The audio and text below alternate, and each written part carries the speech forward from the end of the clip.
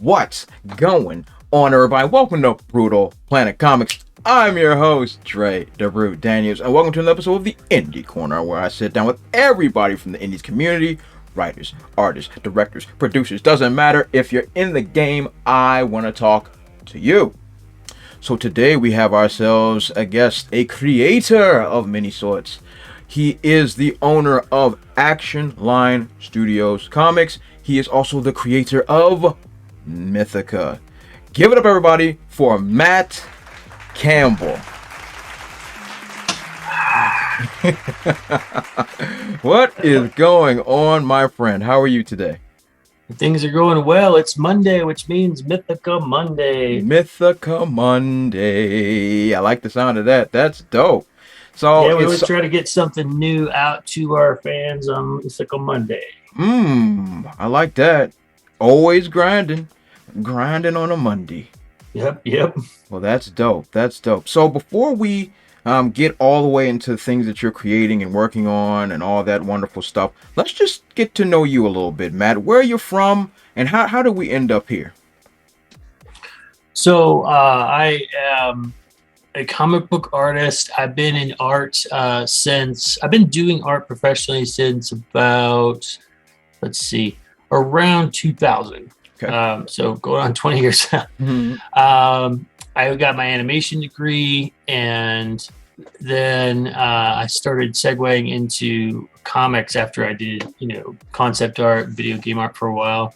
I worked for some other indie comics. CCP Comics was one I worked for quite a while down in Texas.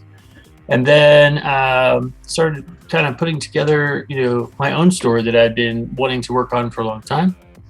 And I've been doing that for many years now. We are currently at working on issue 8.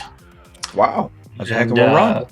Yeah. So, and when I first started, it was, like 5-6 years ago, maybe more. And, I built a following by Mythica Mondays. We would put a new page out every Monday. And when I say we, it was just me to start. I had another writer that was helping me kind of put my ideas into more of a streamlined, kind of story arc. And it was tough. Sometimes it would be like Friday and I hadn't started yet, And so it really helped me kind of maintain a schedule to keep things moving forward. And so sometimes it pushed me, but it also built up a fan base. And so when I went to my first convention with my first book, there were already some people who were like, oh yeah, I've seen this online. And it kept building from there. Our last Kickstarter was phenomenal for issue 7. That's when you see it behind me. Nice. And so it just keeps growing. Well, that's tremendous. I love to see growth, especially in the independent community. So Mythica, what was the idea behind this story? I've seen the art. I love the art. But what's the story behind? Where did this come from? So Mythica originated from my observation that I didn't really see a lot of characters in comic books that were wearing kilts, that were Scottish. So I ended up starting with that. That's my heritage. I have a Scottish heritage. So I wanted to see, a badass, heroic, Highlander kind of character. So I was heavily influenced by some TV shows like Firefly and Supernatural. So I wanted to create more than one character and have sort of this group or family dynamic. So then I started building on some other characters, like Riley here. Oops, this one here. She's an Irish spy. And so then it became like, okay, well, what's the story, really about? And I wanted to have characters who were developing abilities and dealing with their own challenges and story arcs. But one of the things I loved about Firefly was how those characters were sort of on the run from, the government all the time.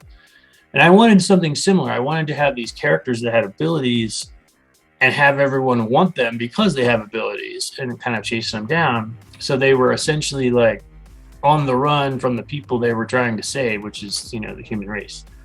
So that kind of put us in a dilemma, because at first we were going to set it in current times. But with all the technology and satellites and stuff like that, it's really difficult to just hide characters. You have to do a lot of, you know, fancy tech savvy stuff to go, oh, this is why we can't find them. And we decided, me and the original writer that was helping me, William Tooker, he said, let's put it back in a different time period. And we looked at World War II, but a lot of people had been doing stories of World War II at that Absolutely. time. So we went back a little farther. And when I started doing research on World War I just fell in love with it because A, a lot of people hadn't been using it. B, it's got this aesthetic of like old world where you've got horse-drawn carriages and pirate ships still out on the sea. But then at the same time, you've got steel ships and submarines now, flying planes, tanks that are starting to be built, cars are starting to be made. So there's this clash, and it feels kind of steampunk sometimes because of this clash, but it's all kind of really based in real history.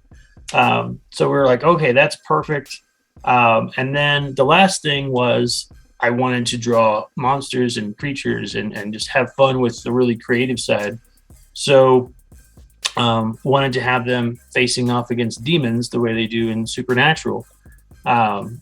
But to help kind of narrow it down, after doing a couple issues, I decided I think I'm just going to focus on, for a while, just focus on like the Celtic lore, the demons that, you know, are around there, and then maybe expand out of it, you know, later. So right now they're fighting off against some vampires and stuff, but they're going to end up going up against like banshees and things like that. But meanwhile, there's a World War I going on. So all these countries start to find out that there's stories of these people with special abilities, and they started getting hunting down by the Germans and by the English and by everybody that's involved because they want to win the war, you know.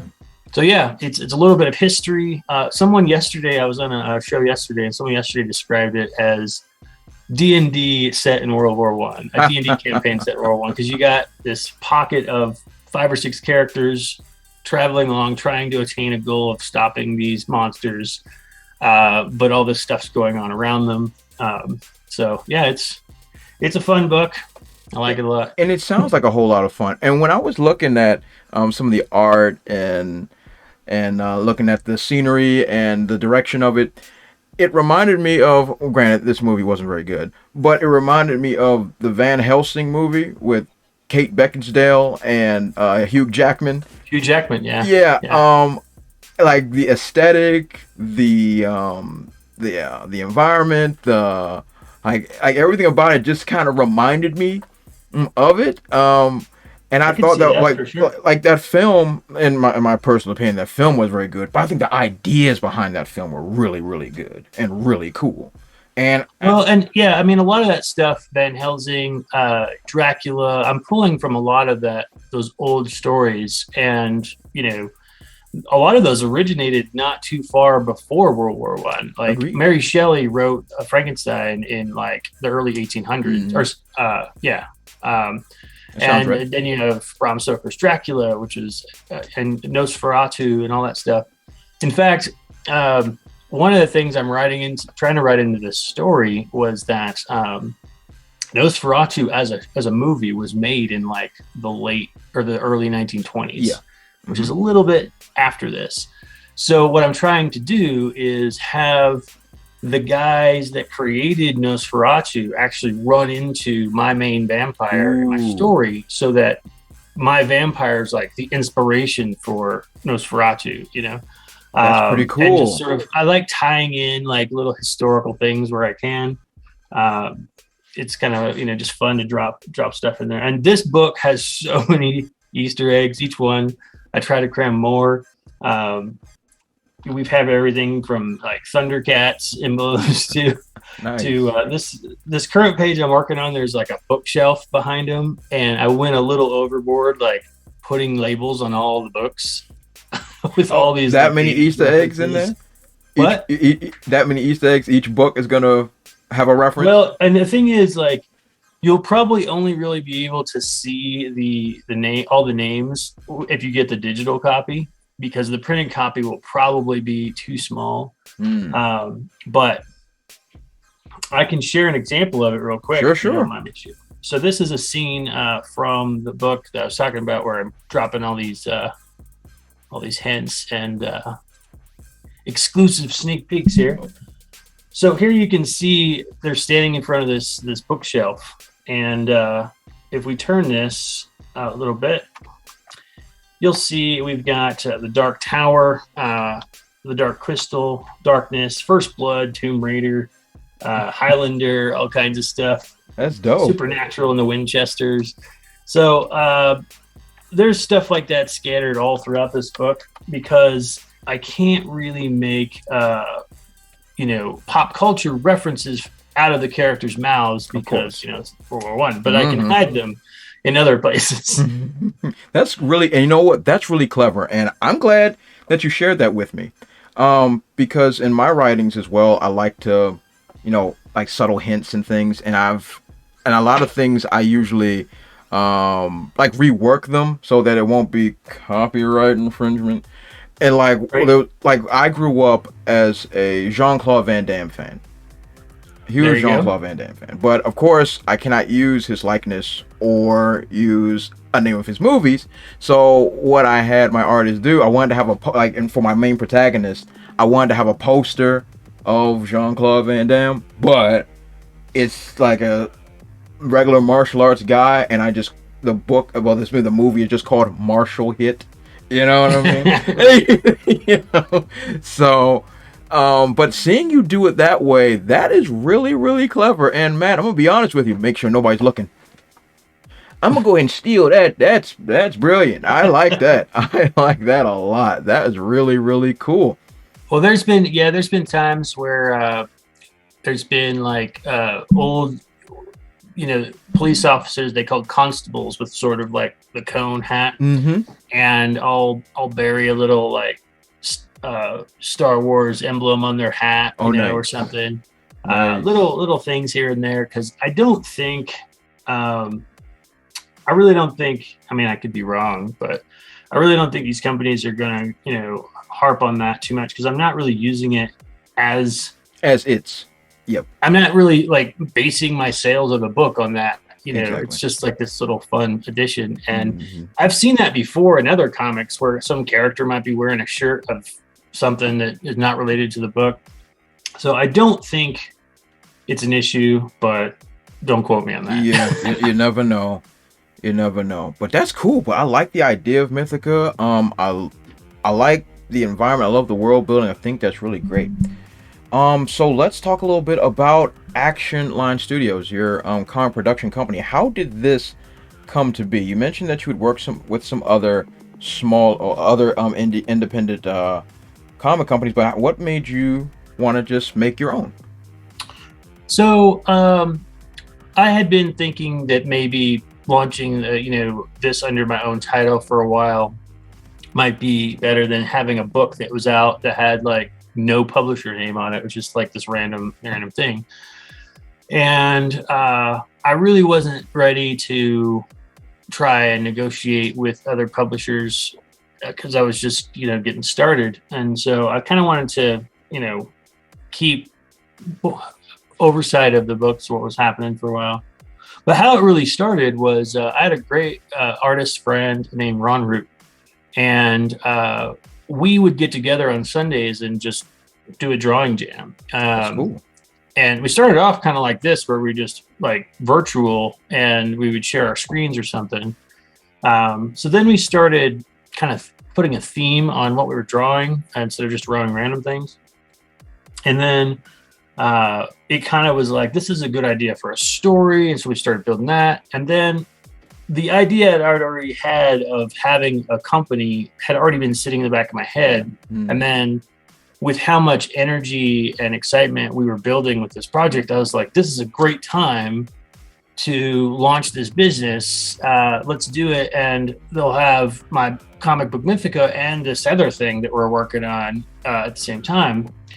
And so we ended up getting off the ground. But, you know, what I realized sometimes is that some people just want to make art. You know, they're not really interested in like ins and outs of a business. And I was kind of forcing my business thing on to Ron, and it was like, hey, let's, you know, do business together.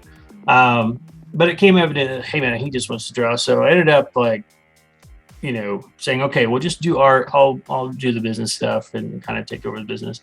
But once it started, you know, we kept it going, and so that enabled me to, you know, create a brand. And Actionline's brand is kind of modeled after the old Heavy Metal magazine. You remember that book? Oh yeah, absolutely.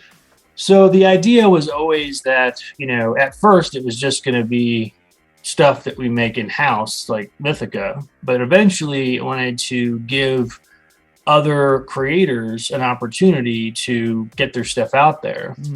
So in my mind, I envision like, you know, a quarterly, maybe to start like a quarterly magazine or a quarterly comic that has like sections of comics or slivers of comics from creators who don't have their book done yet, but they want to start promoting it.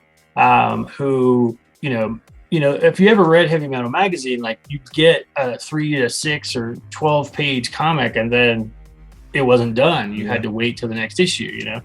And sometimes it was long, sometimes it was short, depending on the artist, but it introduced you to a bunch of different people.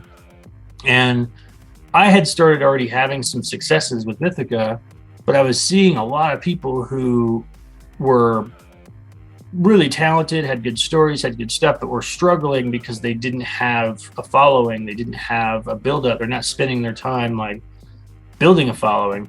So I was like, okay, well, maybe I could help you by launching, you know, these magazines and getting your stuff out there. And so that's kind of in the works right now, trying to figure out like the logistics of like, okay, we got 6 different creators on here. Like, how do I publish this and, you know, compensate them? I want everybody to be completely, you know, owner of their own thing, but it gets complicated when it's like, okay, well, I've run a Kickstarter for this magazine. We've raised a bunch of money to print this magazine off. So do I send all the creators copies that they can sell themselves? Do I just send them a check, say for dividing up what's left? You know, that kind of thing. There are a lot of logistics involved in that for sure. What's that? There's a lot of logistics involved. Yeah. So I've been trying to talk to people who have done anthology books, which is essentially what it would kind of be. But I also want to include artists who aren't really necessarily comic makers, who might just do pinup art or you know, just cover artists, you know, and have little write-ups about them.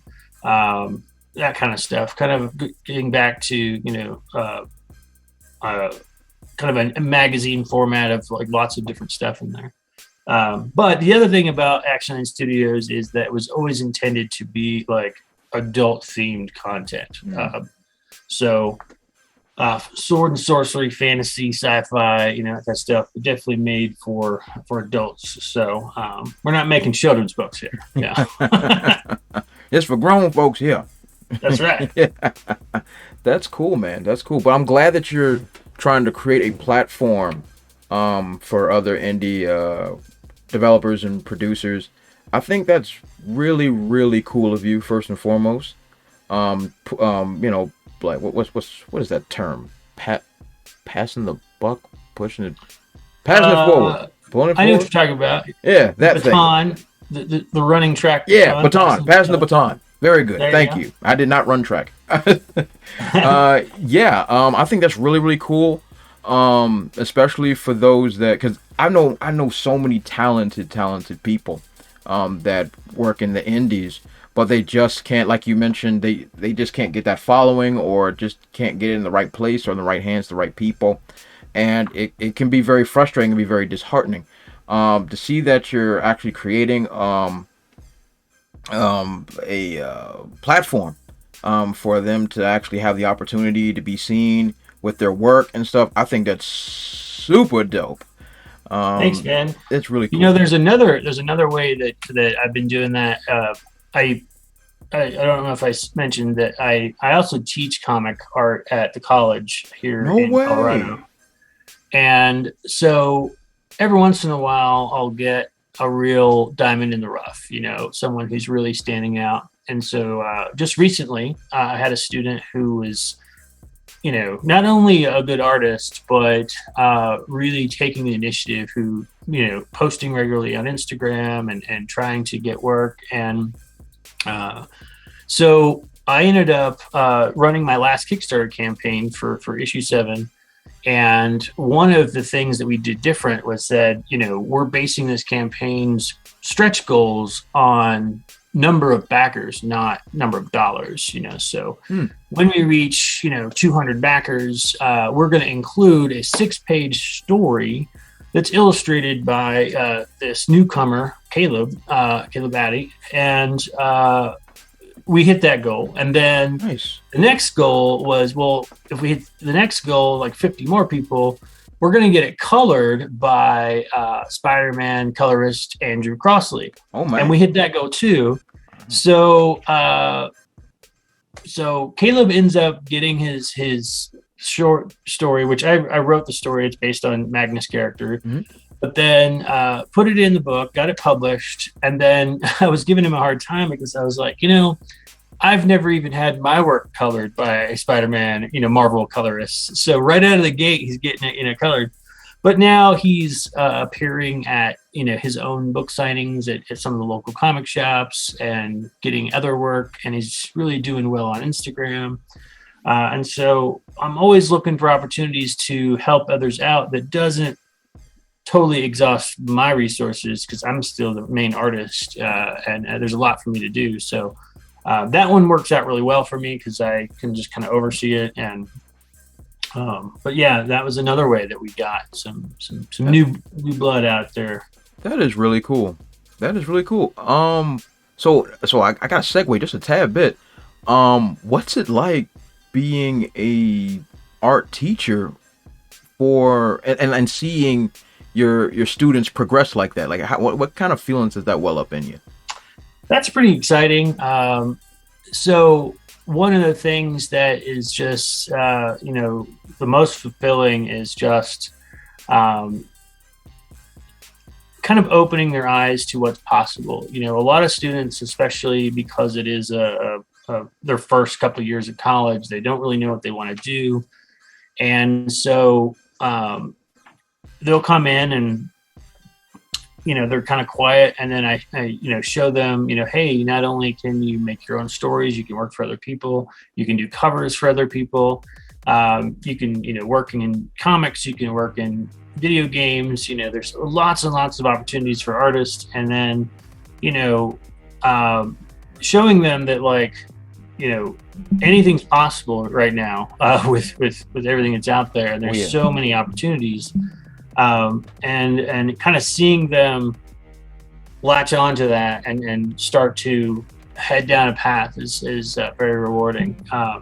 In fact, for our comic book class, what we do is, I think I have one around here. Oh yeah, here's mine. So what we do is, each student will do a 3-page story. And so here's an example of that. Okay. And this is another one of my really good students, right? And so throughout a 10 to 15 week course, depending if it's spring or summer, we'll first talk about what a comic is and, like, the terminologies that they need to understand. And then we get into the story, and they have a script. They start to thumbnail it out. They start to work out character designs, and then we start doing layouts. And we spend a lot of time on the layout, the flow of the page, making one panel, like, look at the next panel kind of thing, and make sure it flows right. And then we pencil it with type pencils. We learn penciling techniques, different types of line weight and, line variants, things like that. Then we do an inked page, and then we do a digitally inked page. They can try all these different things. And so then I'll do the cover. So here's the cover of that one. Oh, nice. And then I'll send it to my printer, same place I print my books, and get it back in their hands by the end of the semester. So in order to do that, we stop short of coloring it so that we have about 2 to 3 weeks at the end of the semester. While the printer's printing, we'll go over coloring techniques in class and stuff, but they even, do their own lettering. So we cover everything. So they kind of get a taste for all these different things. And so one of the things that we just started doing, and if any of your listeners are writers, I invite them to contact me. We've been doing this for like 5 years, three semesters a year. So I've got a ton of these. But one of the things I discovered was that I used to have them write their own 3-page story. Okay. And we got a lot of slowdown in that area because people had these grandiose Lord of the Rings ideas. And I'm like, look, it's 3 pages. Literally, you have to have a character trying to go to the bathroom and something gets in the way, and that's it. Like one scene almost. Pretty much. So what I instead started doing this last year was I was reaching out to professional writers to submit a 3-page story that had a very simple conflict and resolution. So like Jim Zub, who writes a lot of stuff for Marvel, Skull Kickers, stuff like that. He's got, a script, and we used one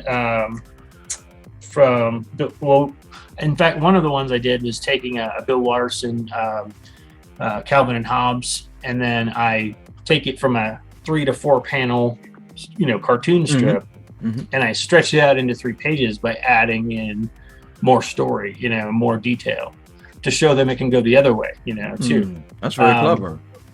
But then we had Julius Blair, who submitted a story, who actually had 2 or 3 different artists end up, writing or illustrating his story. And so what they do, they get to change the characters or change the environment.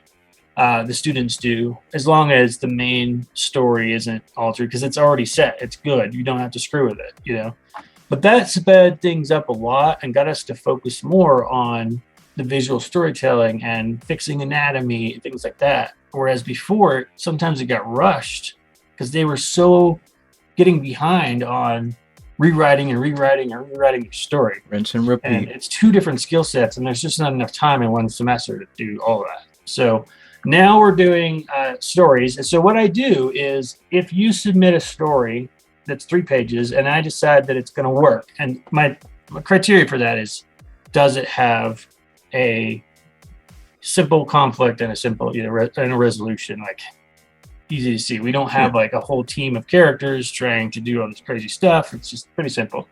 But it could be recognizable characters or not. But if you submit something and I feel like it will work for class, I'll put it on the list for the students. And the students get to choose amongst all these different stories, like which one they want to go with. That way they have a variety.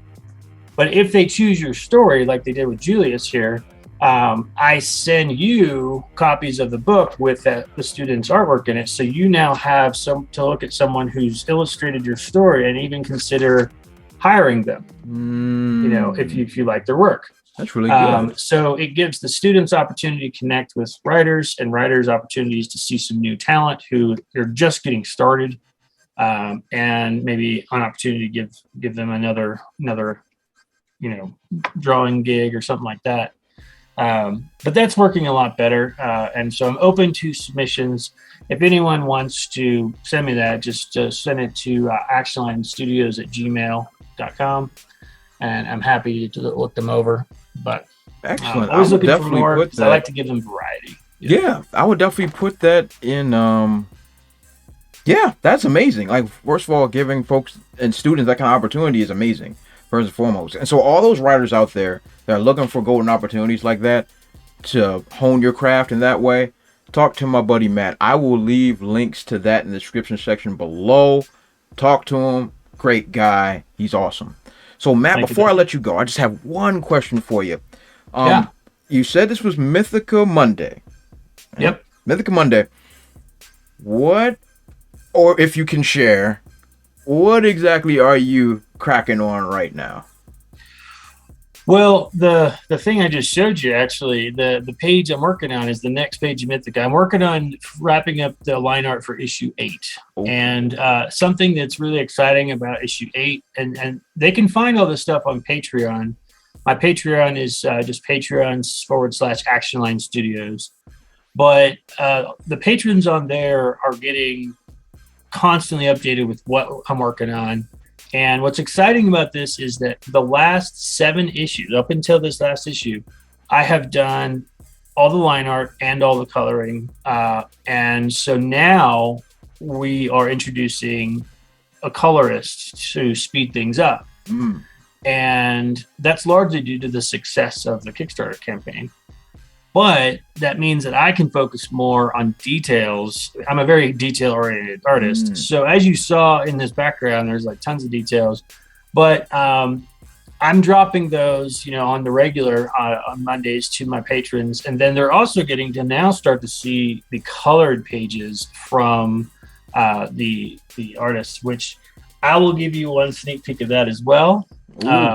Because what we had to do with that is, I don't know if you've ever worked with other artists or colorists before, Yep, but there's a lot of colorists out there, but I needed to find someone who fit the aesthetic of the book, which is not your typical superhero book.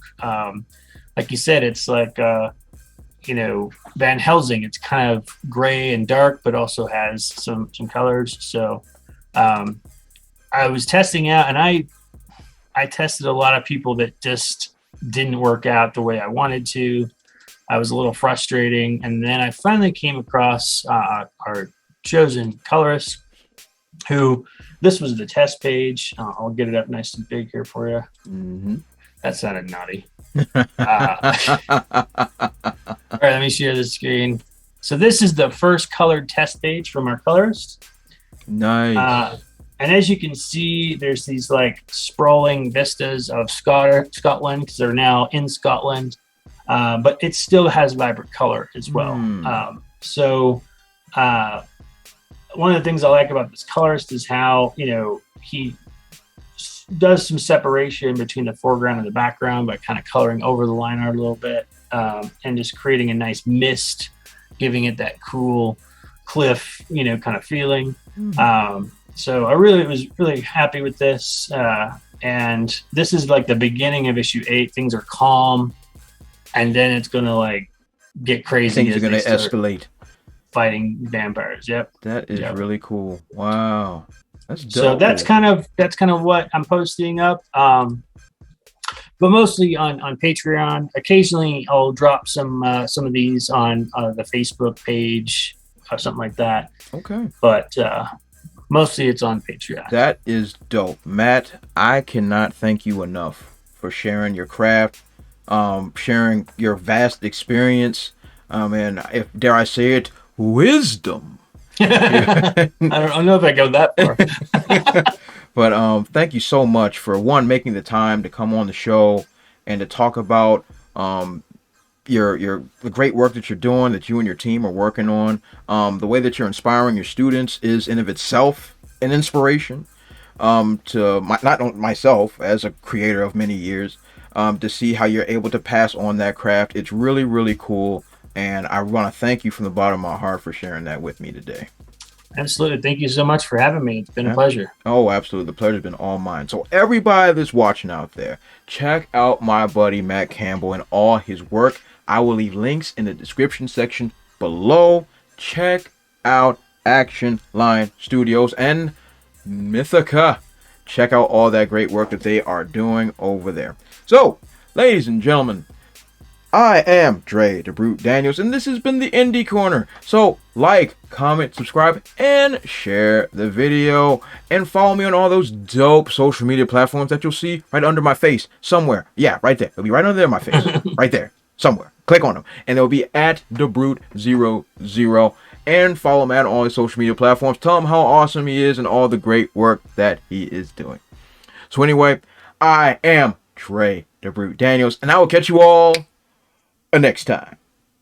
Also, if you want to support my channel, check out spinwiz.com or download the Spinwiz app and check out my comic series, Trouble. It was written with a lot of love, and it was definitely my favorite comic series to write.